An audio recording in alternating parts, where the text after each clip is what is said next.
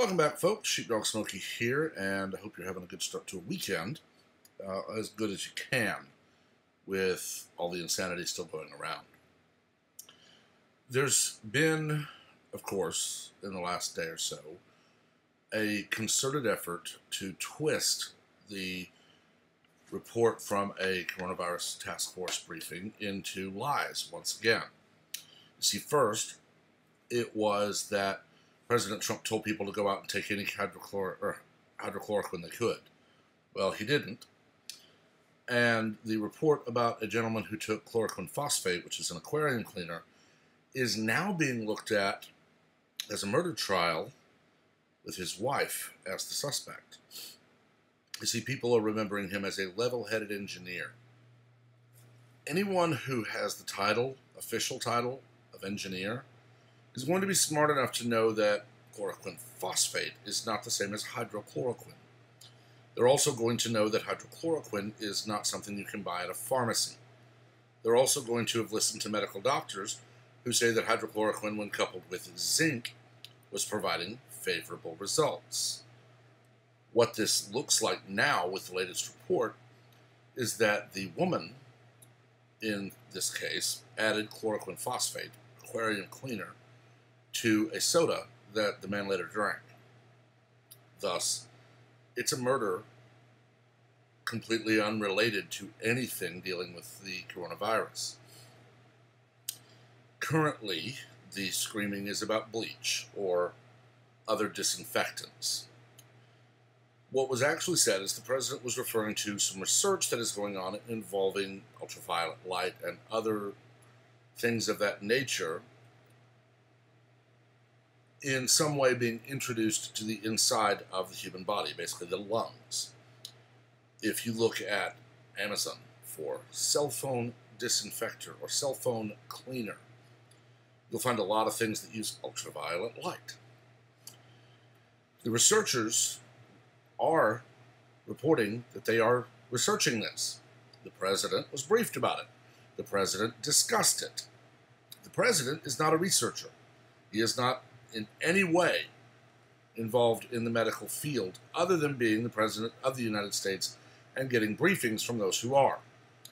So when he was talking about disinfecting, and when he used the term injecting, that was probably would be the same term I would have used if I was briefed as quickly as he is about a number of things every day about a medical research project that I honestly would not be able to understand if given a 6-hour briefing by the team actually doing it. But of course, Joe Biden's Twitter bot, Hillary Clinton's Twitter bot, and Senator Kamala Harris's Twitter bot are spreading the same lie. Do not inject bleach. It's not safe. Well, that was never advised. Just as it was never advised to take aquarium cleaner. Anyone with an eighth of a brain is going to know this. Unfortunately, we have people whose eighth of a brain or less is so devoted to I will regain power by any means necessary that they go out and spread lies and innuendo and misinformation and demand praise for it. When these researchers are asked and say, no, the president was actually just talking about our research, expect cries from Clinton or Biden or Harris or any other of the mouthpieces for the left that they were intimidated into supporting him. But you see, that's not the only thing happening right now. As I've said in previous videos, I am never going to say that COVID-19 is a hoax. I have never and will never say that the virus is a hoax. The response, however, is showcasing how people are using the virus to maneuver political power. The last three I gave you, Clinton, Biden, and Harris, and their lies about, the man who was apparently now murdered by his wife using aquarium cleaner, or President Trump discussing medical research that's currently ongoing and twisting it to say, he told you to inject bleach. Don't do that. That's using this. But there are other people who are using this now for other reasons.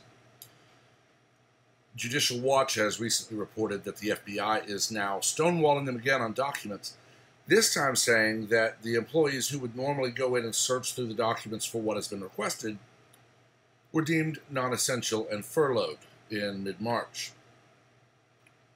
And the Department of Justice has suspended its electronic FOIA, so you can't go in and query. You have to trust the FBI, who are the people that are being investigated, to be honest and give you the documents. And now you have to just accept, oh, we don't have anyone who can go look, so no, you can't have them. The Russia hoax has gone on and is still going on for some people for over 3.5 years. Impeachment failed. Stormy failed. Everything else they've tried has failed. And now that we have Tom Fitton with Judicial Watch actually pressing the government to do what is required under the law, which is release the documents under the FOIA, they're saying, oh, we furloughed the people who search documents to give them under FOIA, so there's no one who can go look for them, so no one can get them, so you can't have them. Quite simply, they're saying, oh, due to the virus, we're not going to comply with anything. I would say unbelievable, but it's not. And finally, you have something I talked about in the last several days. I think it might have been yesterday or the day before. The government education proponents, the surrender your child to public schools and don't complain at what we fill their heads with, they are panicking because of homeschool happening during the quarantine. I know of a couple of school districts not far from me that have either said all students will receive an A, or students will be given a pass-fail or credit, no credit grade. We're just not holding school. And a lot of parents are unwilling to accept that. They're unwilling to accept, we're just going to pass your kids. So they're still holding classes. They're still instructing them in math, sciences, history, English, and so on.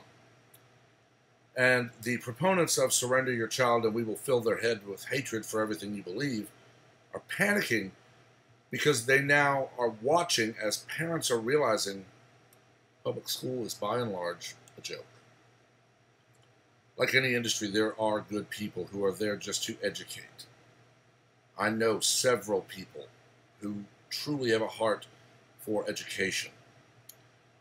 But having worked in that industry myself, there are far more who are just riding it out. Ride it out till 20 and retire. Or even worse, there are those who actively want to indoctrinate. And now that those people are not nearly as involved, if involved at all, in children's education, the big statists, the globalists, are panicking because they don't want parents to realize the crap education kids are getting these days. For crying out loud, Harvard has actually had people on record on video saying you have to get over this notion that your children belong to you. When a school as globally respected as Harvard can actually have someone at a symposium at Harvard say that on the record and not suppress the video and not say, oh, don't say that. That's not right. It is painfully clear that the people in charge of public education are openly telling you, your kids are ours. We will teach them only what we deem appropriate. When they then turn on you, smile and go to prison. It's George Orwell, to a T. Read 1984. Read how children are indoctrinated to inform on anyone and everyone, including their parents. I've mentioned it before, but the movie Equilibrium is 1984 with one twist. Instead of just government overreach and subjugation through fear, people are drugged to keep them in line. Children are taught in what passes for school to monitor these things. Christian Bale's character's son says that he saw a young boy in his class crying and asks, should he report the child as a sense offender? And we have people who actually support an education system that will produce members of society who firmly believe their primary function is to report on their friends, neighbors, and family to remove those the government does not want. A society like that would have the reporters who reported on this woman apparently putting aquarium cleaner in a soft drink and serving it to her husband.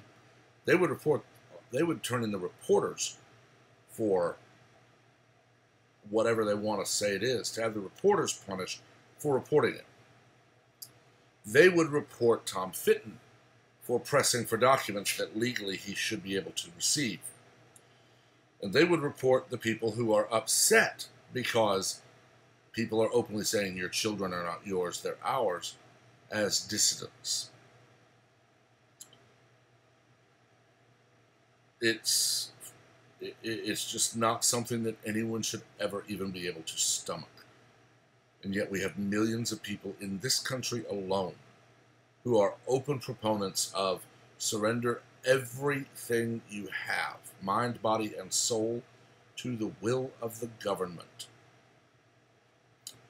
Bill Gates is pushing for his vaccine to be mandatory. He has also said that he wishes to create digital certificates to track who has gotten COVID-19, who's been treated, who's recovered.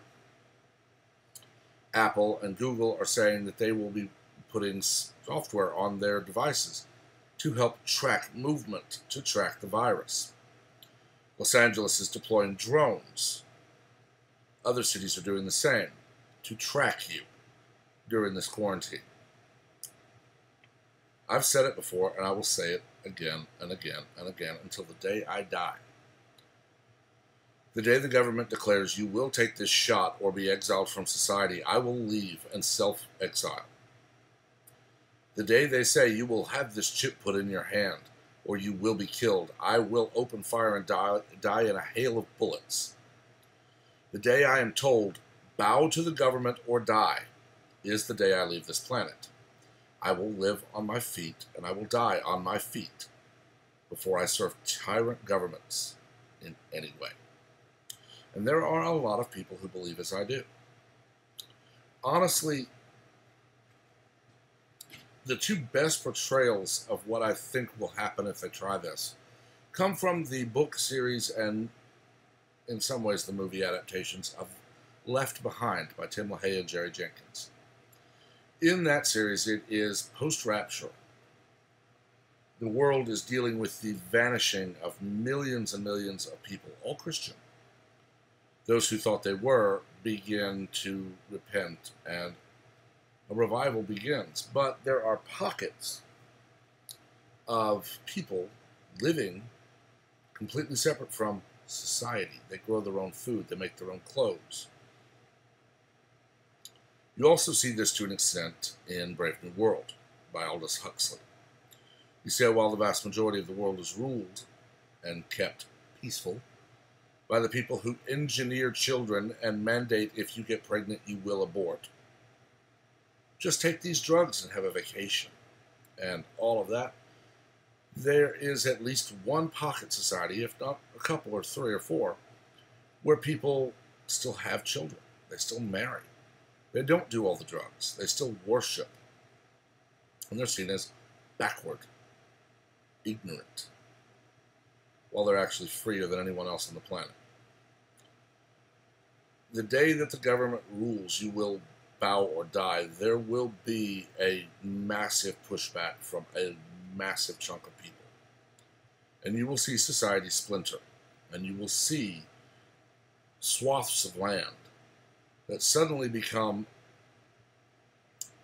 separate from the rest of the world. The world doesn't go in and whoever's there doesn't come out. Think about the movie The Village, where it's walled off. No one leaves, no one goes in. Things like that will happen for a time. But tyrants cannot stand anyone disobeying. So while at first, yes, there will be pocket societies, they will ultimately be probably bombed off the face of the planet.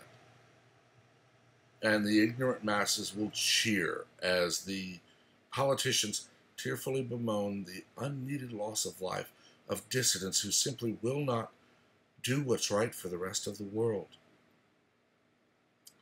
And the world will spin on in its ignorance and its rocket-powered handcart path to hell.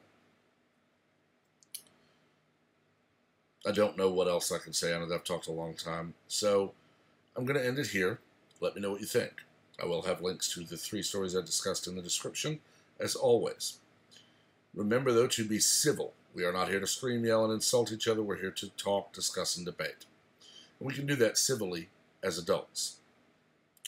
Until next time, remember to like and share the video to expand the conversation and grow the channel, and to subscribe and turn on notifications so that you are aware of all new content as it posts. Until next time, everyone, have a wonderful day. Be safe, smart, healthy, and be careful.